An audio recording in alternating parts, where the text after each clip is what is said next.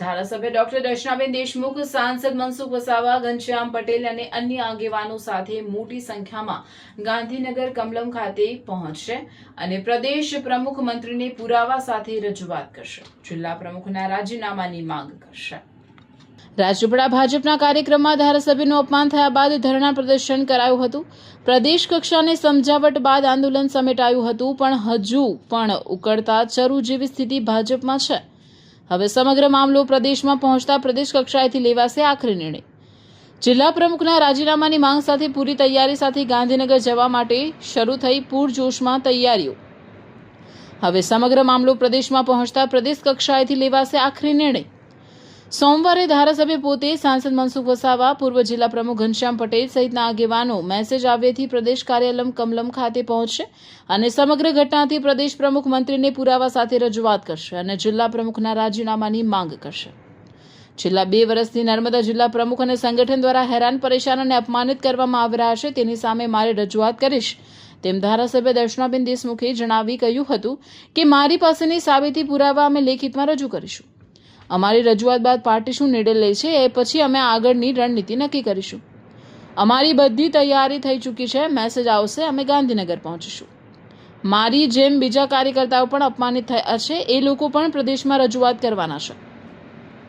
સમસ્ત આદિવાસી સમાજ દર્શનાબેન દેશમુખને સમર્થન આપશે. જો ધારાસભ્ય દર્શનાબેન દેશમુખને ન્યાય નહીં મળે તો આંદોલન કરશે.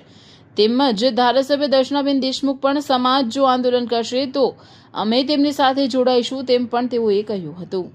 ભાજપ પ્રદેશના મહામંત્રી શ્રી પ્રશાંતભાઈ કોરાટ સાથેની વાતચીતના અનુલક્ષીને એમણે કહ્યું છે કે નેક્સ્ટ સોમવાર મંગળવારના દિવસમાં હું પ્રદેશ પ્રમુખનો સમય લઈને આપ સૌને મળવા માટે બોલાવીશ.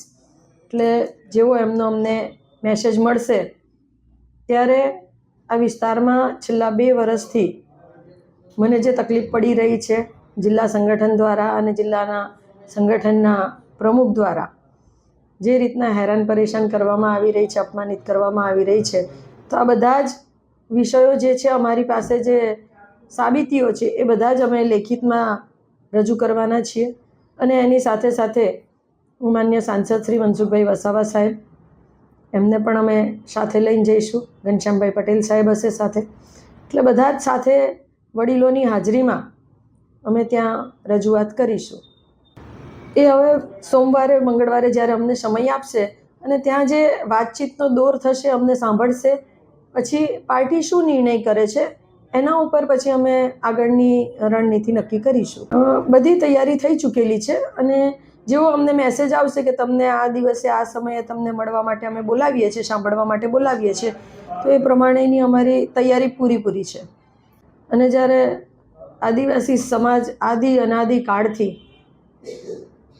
આ દેશમાં વસી રહ્યો છે, ત્યારે જ્યારે એના સન્માનની વાત હોય, આદિવાસી મહિલા ધારાસભ્ય તરીકે જ્યારે અમુક ચોક્કસ વર્ગના લોકો કે જેઓ જિલ્લા સંગઠનના પ્રમુખ તરીકે હોદ્દેદાર હોય અને વારંવાર અપમાનિત કરતા હોય, તો અનેકવાર જ્યારે અપમાનો થાય ત્યાર પછી સમાજને પણ જ્યારે એક લાગણી છે મારા માટે, એક આદિવાસી હોવા છીએ, ત્યારે એક આદિવાસી જ મહિલા નહીં, પરંતુ એ કોઈ પણ વર્ગની મહિલા હોય, કોઈ પણ જાતિની મહિલા હોય, પરંતુ એનું કારણ વગર આવું અપમાન ન થવું જોઈએ. એમના માટે જો હું મોટા બેન હોત ને તો આ બધી ઘટનાઓ જ ના ઘટી હોત ને. મોટા બેન હોય એટલે વડીલ કહેવાય, તો વડીલનું સન્માન હોય, અપમાન ના હોય. અમે બધા જ લોકો જવાના છે, અનેક સિનિયર આગેવાનો પણ જવાના છે કે જે લોકો પણ અપમાનિત થયા છે. એટલે વિષય મૂકીશું આખો અમે અમારો.